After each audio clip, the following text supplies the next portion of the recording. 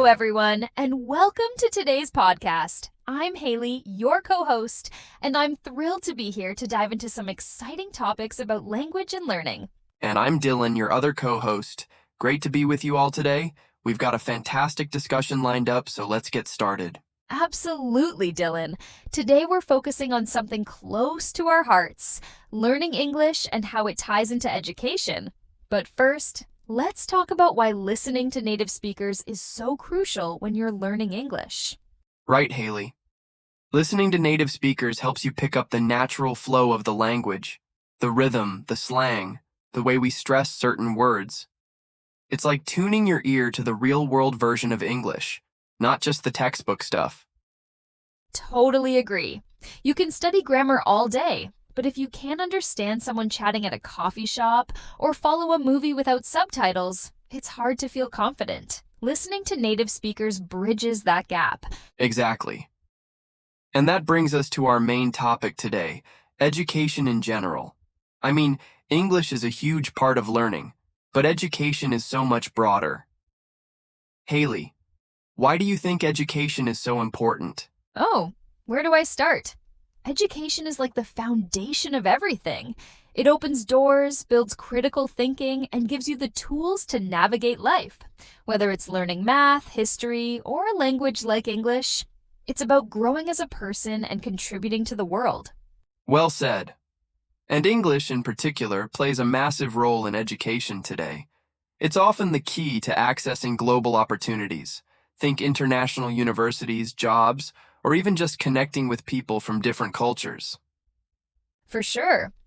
English is like a universal bridge. In many countries, it's taught as a second language because it's so widely used in business, science, and tech.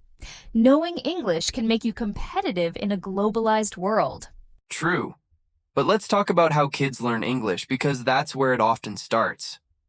Hayley, do you think it's easy for young children to learn English from cartoons? Oh, absolutely.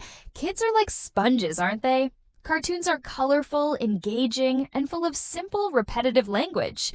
Shows like Peppa Pig or Dora the Explorer use clear words and phrases that kids can pick up without even realizing they're learning.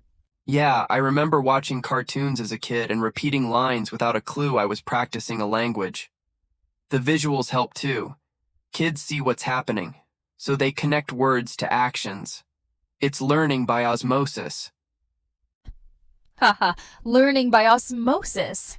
I love that. But it's true. Cartoons make English fun and low pressure. The challenge is making sure kids don't just mimic phrases, but actually understand them.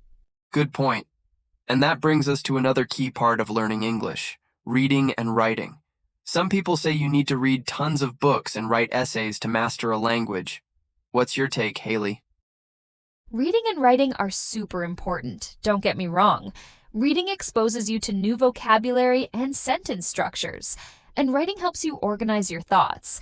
But I think understanding and speaking conversational English is even more critical. I'm with you there.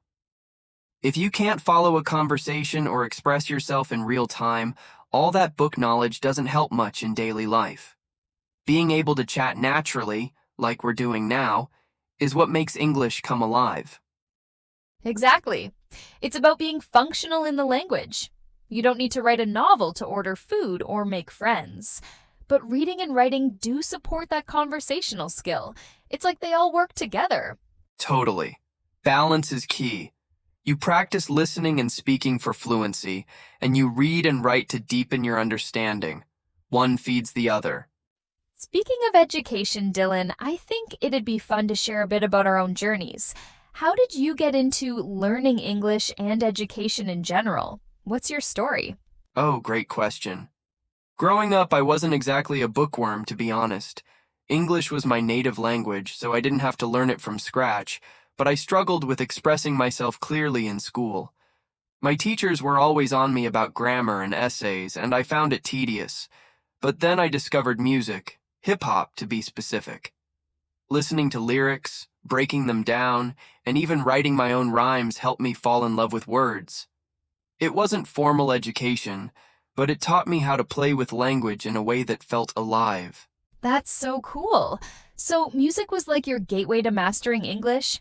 Did you go on to study anything formally after that? Yeah, I did. I ended up studying communications in college because I realized I loved storytelling, whether through music, writing, or just talking to people. College was where I learned to refine my skills, like structuring an argument or adapting my language for different audiences. But honestly, the informal stuff, like listening to podcasts, watching interviews, and chatting with friends, shaped me just as much. What about you, Haley? How'd you get into education?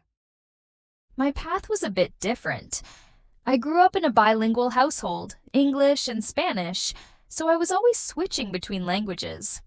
As a kid, I didn't think much of it, but I noticed how my parents used English to connect with people outside our community. That stuck with me. In school, I loved literature and history, anything that let me dig into stories and ideas. I was that kid who'd read under the covers with a flashlight. I went on to study education in college because I wanted to help others discover that same love for learning. That's awesome.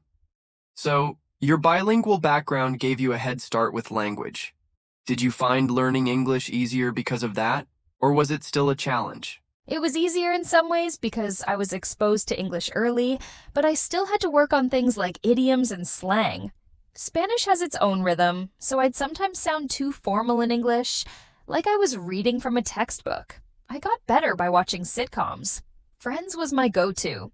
The humor and casual dialogue helped me loosen up and sound more natural. Plus, teaching English later on forced me to really understand the language inside out. I love that. Friends as an English teacher. It's amazing how much pop culture can shape your learning. Did your education studies change how you view teaching languages? Definitely. Studying education showed me that everyone learns differently. Some people need structure, like grammar drills, while others thrive on immersion, like watching movies or talking to native speakers. I try to blend both in my teaching, give students the tools to understand the rules, but also the confidence to experiment and make mistakes. That's how I learned, and it's how I want others to learn too. That's such a great approach. I think my education, formal and informal, taught me something similar. Learning is personal. For me, it was about finding what sparked my curiosity, whether it was music or a good conversation. That's what keeps you going, you know? Absolutely. And that's a great message for our listeners. Find what excites you about English or any subject, and let that drive your learning. It doesn't have to be all textbooks and tests. Couldn't agree more. So, to wrap things up, we want to leave our listeners with a little homework. If you heard any words or phrases in this podcast that felt tricky or unfamiliar, take a moment to look them up. Clarify their meanings. It's a great way to grow your vocabulary. And if anything we talked about didn't fully click, don't hesitate to rewatch this video or re-listen to the podcast. Sometimes hearing things again helps everything fall into place. Learning English or any subject is a journey, and every step counts. Thanks for joining us today, everyone. Yeah, it's been a blast. Until next time, keep practicing, keep listening, and we'll catch you in the next episode.